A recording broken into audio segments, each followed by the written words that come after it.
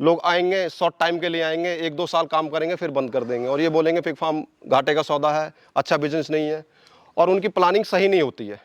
मैं पहले ट्रेडर को माल देता था, वो जो उनका रेट होता था, मेरी मजबूरी होती थी उनको माल देना।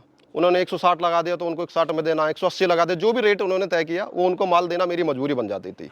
मैं अब रिटेल में माल देता हूँ क्योंकि ये इंडस्ट्रियल एरिया में फॉर्म है। इंडस्ट्रियल एरिया में मेरा अपना रेट होता है, जो रेट मैं तय करूँगा वो रेट पे मैं अपना माल बेचता हूँ। आज मेरे पास मेनली आउट ऑफ इंडिया के लोग हैं जो यहाँ पे सोसाइटियाँ हैं, आसपास लोग कंपनी में काम करते हैं, इंडस्ट्री में काम करते हैं, जैसे जापानीज हैं, चाइनीज़ हैं, साउथ अफ्रीकन के कुछ लोग हैं, वो मेरे से वीकली ले जाते हैं रिटेल में और बहुत अच्छे रेट पे माल लेके जाते हैं। ये शॉर्ट टाइम के लिए सोच के आएंगे पिग फार्म में बहुत पैसा है, साल 2 साल में हम तो करोड़पति बन जाएंगे, और ऐसा होता नहीं है। फिर वो लोग काम को क्विट कर देते हैं कि पिग फार्म खोलो, पिग फार्म खोलो, पिग फार्म में बहुत पैसा है, बहुत अच्छा बिजनेस है, रातों रात करोड़पति बन जाएंगे हम, 4 महीने में, 6 महीने में, 10 महीने में पैसा लगा के करोड़पति बन जाएंगे। तबकि ऐसा कुछ नहीं है।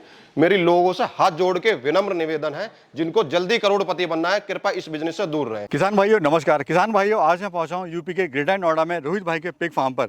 अगर रोहित भाई की जर्नी की बात करें तो पिछले 8 साल से सफलतापूर्वक पिग फार्मिंग कर रहे हैं।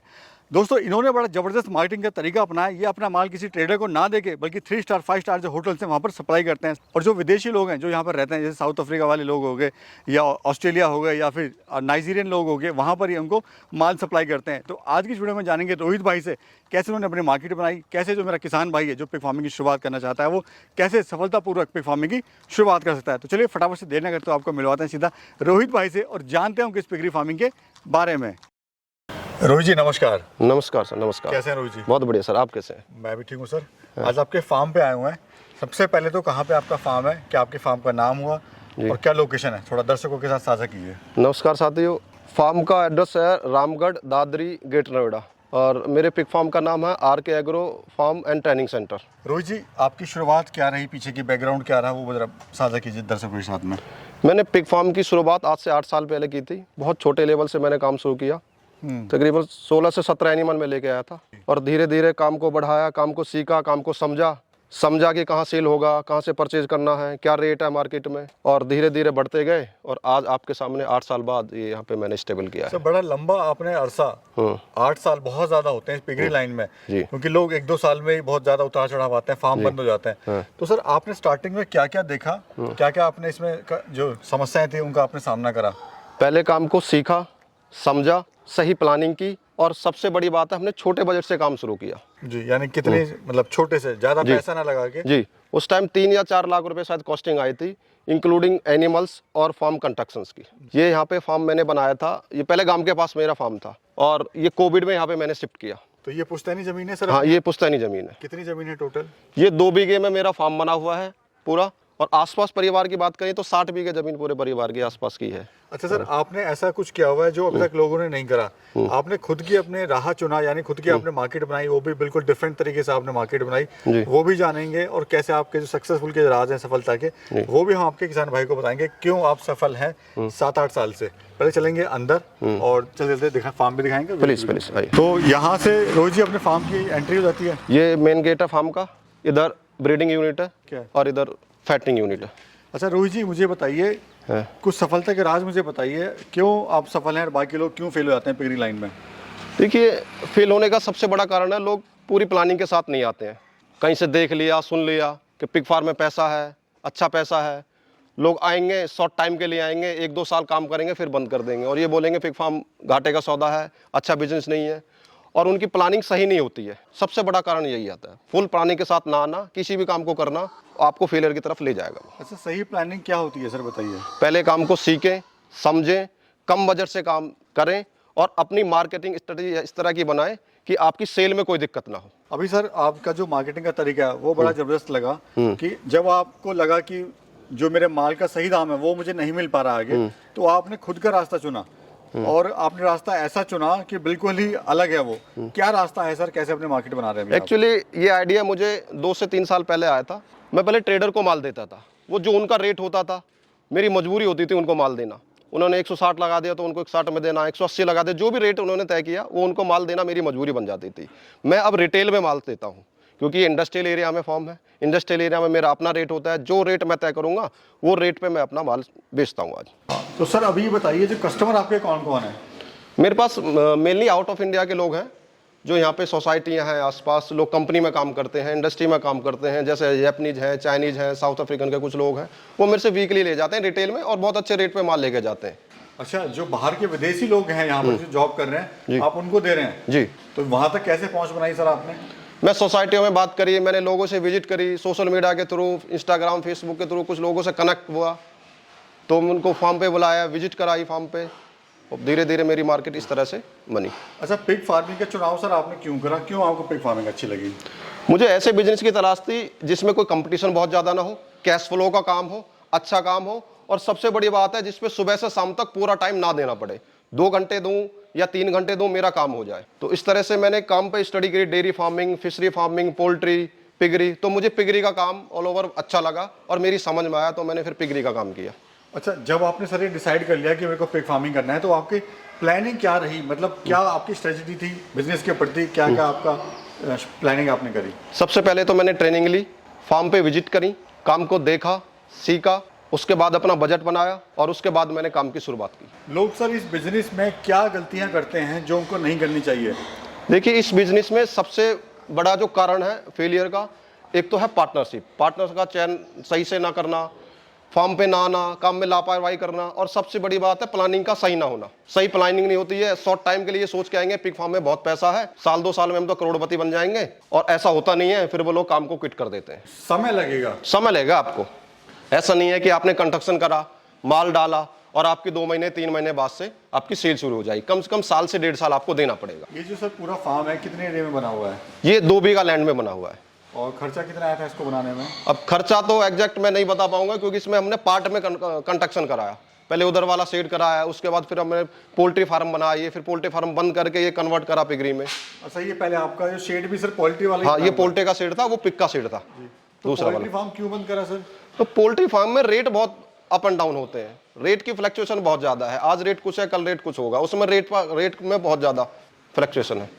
सर, पिग फार्म में लोग बड़े बड़े सपने लेके आते हैं कि इसमें लाखों की करोड़ों की कमाई है, वो सपने क्यों टूट जाते हैं? आप क्यों सफलतापूर्वक कर रहे हैं? क्यों ऐसे गुरु मंत्र दीजिए हमारे दर्शकों को कि वो इस काम में सफल हो सकें? देखिए, आज से करीब 2 साल पहले रेट ठीक थे, 220 230 तक के रेट थे। अभी पिछले 2 साल से, 2 साल भी नहीं कहूँगा मैं, तो 1.5 साल हुआ है मुश्किल से, अभी 130 140 150 तक के रेट है, और 1300-14 हज़ार रुपये की मेरी एनिमल की कॉस्टिंग होती है तैयार होने की, और उतने में ही माल मेरा सेल होता है। तो यानी नो प्रॉफिट नो लॉस में अभी हम फार्मर जा रहे हैं, लेकिन मैं थोड़ा माल रिटेल में सेल कर रहा हूँ, इसलिए मैं थोड़ा सर्वाइव अच्छे से कर पा रहा हूँ। सर, ये जो अपने पास ब्रीड है, ये कौन सी ब्रीड है और उसकी खासियत क्या होती है? ये लार्ज व्हाइट यॉर्कशायर है, और सबसे अच्छी खासियत यही है किसी भी मौसम में सर्वाइव कर जाती है। अच्छा, ये मतलब स्पेशल है? हाँ, स्पेशल है लार्ज व्हाइट यॉर्कशायर। और कितने बच्चे सर ये देती है? ये हमारे यहाँ तो 9 से 10 का लीटर साइज आता है, मैक्सिमम 12 13 14 भी बच्चे ये देती है। और आपके सर फार्म पे 100 किलो का जानवर कितने दिन में तैयार हो रहा है? 7.5 से 8 महीने लगते हैं मेरे फार्म पे एनिमल को तैयार होने में, 100 किलो का जानवर होने में। 100 किलो का 7 से 8 महीने में तैयार करवा देते हैं जी। ठीक है सर, क्या क्या इसमें आपको चुनौतियां अभी आई हैं या आ रही हैं अभी? देखिए, सबसे बड़ी चुनौती है इसमें बीमारियां, एफएमडी है, स्वाइन फीवर है, और सबसे बड़ी चुनौती फार्मरों के साथ अब है रेट की चुनौती। तो क्या कारण है सर, रेट क्यों इतना फ्लक्चुएट हो गया? पहले 210 220 था और आज 130 40 35 इस तरह से। उसका सबसे बड़ा कारण है पिछले 2 साल में इतनी वीडियो बनी है, इतना मोटिवेट लोगों को कराया कि पिग फार्म खोलो, पिग फार्म खोलो, पिग फार्म में बहुत पैसा है, बहुत अच्छा बिजनेस है, रातों रात करोड़पति बन जाएंगे हम, 4 महीने में, 6 महीने में, 10 महीने में पैसा लगा के करोड़पति बन जाएंगे। तबकि ऐसा कुछ नहीं है। मेरी लोगों से हाथ जोड़ के विनम्र निवेदन है, जिनको जल्दी करोड़पति बनना है, कृपया इस बिजनेस से दूर रहें। अभी सर हम देख रहे हैं आपका जो रूटीन रहता है वो फार्म पे क्या रूटीन रहता है? जैसे आप आते हैं फिर क्या करते हैं, फिर क्या करते हैं? मैं पहले सुबह आऊँगा, पूरे फार्म को देखा, सब पूरे में घूमा, एक एक जानवर को वॉच करता हूँ, कोई बीमार तो नहीं है, कोई ऑफ फीड तो नहीं है, तो पूरे फार्म को देखूंगा अच्छे से। और कितना समय देते हैं आप पूरे फार्म पे? मैं 1 घंटा सुबह आता हूँ, अब तो 1 घंटा शाम आता हूँ, लेकिन जब मैंने स्टार्ट किया था तो 7-8 घंटे मुझे देने होते थे, क्योंकि काम को समझना जरूरी था। अच्छा सर, हम जो देख रहे हैं आपने पूरा फार्म जो है हॉल सिस्टम बनाया हुआ है, यानी पूरा जैसे हॉल होता है जी, इस तरह से, जैसे आधुनिक फार्म बन रहे हैं जी, अभी नए पैटर्न से जी। तो इस तरह के कंस्ट्रक्शन का क्या फायदा हो, क्या इससे बेनिफिट होता है? एक्चुअली ये इसमें खर्चा कम है। जो आधे ओपन आधे क्लोज फॉर्म होते हैं उसमें खर्चा बहुत ज़्यादा आता है। जैसे बारिश में भी वो फार्म सेफ नहीं है, अब सर्दी में भी वो फार्म ठीक नहीं है। ये फार्म है कम जगह में ज़्यादा एनिमल आएंगे, कॉस्ट कम आएगी इसमें। अभी जो नया फार्मर आना चाहता है इस लाइन में सर, क्या उसको अभी आना चाहिए? देखिए, फार्म किसी भी बिजनेस में आने और जाने का कोई टाइम नहीं होता है। प्लानिंग, सही प्लानिंग होगी तो इस बिजनेस में आ सकते हैं आप, और कभी भी किसी बिजनेस में भी जा सकते हैं, लेकिन सही प्लानिंग के साथ, सही ज्ञान लेने के साथ, और सही सीखना पड़ेगा, सही जगह से ट्रेनिंग लेनी पड़ेगी आपको, कभी भी आ सकते हैं आप। क्योंकि इसका जो अपना जो कंज्यूमर है वो तो खत्म नहीं हुआ है। बिल्कुल, लोग तो पहले भी खा रहे थे, आज भी खा रहे हैं, आगे भी खाते रहेंगे। तो बस प्लानिंग का होना सही जरूरी है, और अपना एक प्लान के साथ प्लस किसी अच्छे फार्मर का सपोर्ट भी होना जरूरी है। देखिए, इस बिजनेस में दो लोगों का बहुत बड़ा रोल होगा।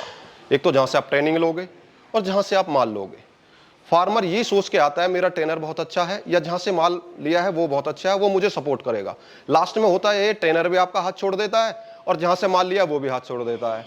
लास्ट में आके फार्मर को फार्म बंद करना पड़ता है, वो उसी मकर जाल में फंसा रहता है। जो तेज होते हैं, जिनकी प्लानिंग अच्छी होती है, वो तो निकल जाते हैं, अदरवाइज फार्म मजबूरी में होके फार्म बंद कर देते हैं। जी जी। पहले काम को सीखें, प्लानिंग करें, और तब अपने काम को छोटे लेवल से शुरू करके धीरे धीरे उसको आगे बढ़ाएं। अच्छा सर, ये जो पूरा सेटअप है ये फैटनर का सेटअप है? ये पूरा फैटनर का सेटअप है। दूसरा सेटअप वो पूरा ब्रीडिंग का सेटअप है। ठीक है, उधर भी चलेंगे। अच्छा, इधर क्या क्या आपने सर किया हुआ है, ये थोड़ा बता दीजिए। ये लेबर रूम है, ये फीड रूम है। हाँ, सामने लेबर रूम। हाँ, ये लेबर रूम है, ये फीड रूम है। हाँ। ये हमारा छोटा सा ऑफिस हो गया, जो लोग विजिटर आते हैं, जो मिलने के लिए आते हैं, ये एक रूम उनके लिए बना रखा है। ठीक है जी। और उधर हम देख रहे हैं सर, गाय भी आपने? हाँ, एक गाय रख रखी है हमने, खुद भी दूध पीते हैं, हमारी लेबर भी इसका दूध कंज्यूम करती है। अच्छा, ध्यान आपने लेबर का बिल्कुल रखना। देखो, आपको लेबर को अपने परिवार की तरह रखना पड़ेगा, अदरवाइज 2 महीने कोई काम करेगा, 1 महीने कोई काम करेगा, 10 दिन कोई काम करेगा। इस काम में लेबर का मिलना बड़ा मुश्किल है। उसका कारण ये है, फार्मर बदतमीजी करते हैं लेबर के साथ, उनको टाइम पे पैसा नहीं देते। लेबर मजबूरी में आके फिर काम छोड़ के भागती है। तो कृपया ऐसा ना करें, लेबर को सपोर्ट करें, उसका परिवार की तरह ध्यान रखें, कोई दिक्कत नहीं आएगी लेबर की आपको। सर, अभी हम जानना चाहेंगे, जैसे फार्मर कोई काम चला रहा है अपना जी, वो कॉस्ट कटिंग कैसे करे, क्योंकि अभी रेट नहीं मिल रहा फार्मर को, प्लस उसको इतना प्रॉफिट नहीं हो रहा, तो कैसे अपने फार्म को प्रॉफिट मिला है, या फिर कैसे अपने फार्म की जो कॉस्ट है वो कम कर सकता है? देखिए, बहुत अच्छा सवाल किया आपने। मेरा एनिमल तो 13 से 14 हज़ार का ही जाना है, लेकिन जितनी मैं कॉस्ट कटिंग कर दूंगा उतना मेरा प्रॉफिट बढ़ जाएगा। जैसे मेरा फार्म फीड पे चल रहा है, उसमें कॉस्ट कटिंग इस तरह से कर सकते हैं, एक टाइम हरा चारा डाल सकते हैं, या ज्वार डाल सकते हैं, छोटी आप बरसिम डाल सकते हैं, उससे फीड की कॉस्ट 10 से 15% कम हो जाएगी। वेजिटेबल वेस्ट डाल सकते हैं, मंडी से वेजिटेबल वेस्ट आती है, पालक हो गया, टमाटर, गोभी, इस तरह की आप कोई भी वेजिटेबल डाल सकते हैं, जिससे 10 से 15% आपकी फीड कॉस्ट कम हो जाएगी, और वो 10 से 15% आपका मार्जिन बढ़ जाएगा। क्योंकि सबसे ज्यादा जो खर्चा है वो फीड पे है, फीड का खर्चा है। अगर आपने फीड का कॉस्ट बचा ली तो समझो कि फार्म को आपको प्रॉफिट में आ गया। जी, देखिए, कंस्ट्रक्शन तो एक बार होगा, 10 लाख लगाना है, 5 लाख लगाना है, 6 लाख लगाना है, लेकिन फीड का तो हर दिन की खिलाई होगी, हर दिन का खर्चा होगा। आप जितनी उसमें कॉस्ट कटिंग कर लेंगे वो आपका प्रॉफिट की तरफ मूव हो जाएगा। सर, हम एक चीज और देखते हैं, जो फार्मर है वो बहुत पैसा, यानी अगर किसी के पास 10 लाख का बजट है तो 10 में से वो 5 लाख तो सीधे सीधे फार्म को बनाने में लगा देता है, क्योंकि बाहर के लोग देखेंगे, रिश्तेदार आएंगे, वो क्या बोलेंगे कैसा फार्म बना दिया है। तो थोड़ा सा अच्छा फार्म हो, लोग तारीफ करें, इसलिए भी। देखिए, आप रिश्तेदारी की तारीफ पे जाएंगे, आप ये सोचेंगे समाज मेरी तारीफ करे, रिश्तेदार मेरी तारीफ करें, लोग मेरी तारीफ करें कि एक बार सारा पैसा कंस्ट्रक्शन में लगा दूं, तो कृपया ऐसा ना करें। कि देखिए, समाज का काम है कहना, वो तो कहेंगे। अगर आपका समाज का डर है तो चुपचाप 10, 15, 20 हज़ार की जो भी आपकी योग्यता है उसकी नौकरी करें। अगर आपको बिजनेस करना है, पिग फार्म करना है, तो एक प्लानिंग के साथ, एक बजट के साथ, जो भी आपका बजट है उसको डिवाइड बाई 3 कर लें।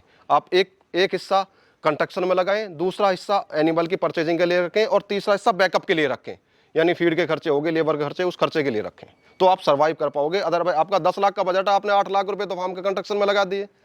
अब मोस्टली जो फार्म होते हैं इसलिए तो बंद होते हैं, उनका 10 लाख का बजट है, मैंने देखा उन्होंने 8-9 लाख रुपए तो कंस्ट्रक्शन में ही लगा दी। एनिमल भी खरीदने हैं, आपका फीड का खर्चा भी हो रहा, फिर मजबूरी में फार्म बंद करते हैं। तो ये कुछ महत्वपूर्ण रीज़न है, अगर इन टॉपिक पे लोग सोचें समझें तो हो सकता है वो अपने फार्म को प्रॉफिट में लाए और फार्म को में वो फेल ना हो। सर, हमारे जो दर्शक देख रहे हैं उनको आप क्या सलाह देना चाहते हो, जो बेसिकली आज युवा साथी परेशान है?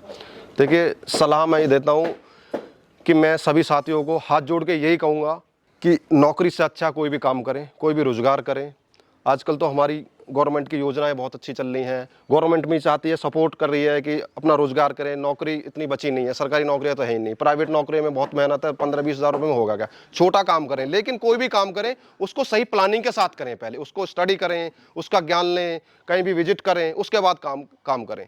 काम अगर प्लानिंग के साथ करोगे काम बुरा नहीं है, लेकिन आपकी बुरी होती है प्लानिंग, और उसके बाद आप दोष देते हो काम को, जी काम बुरा था। आप ये नहीं सोचेंगे हमारा फेल होने का कारण ये है।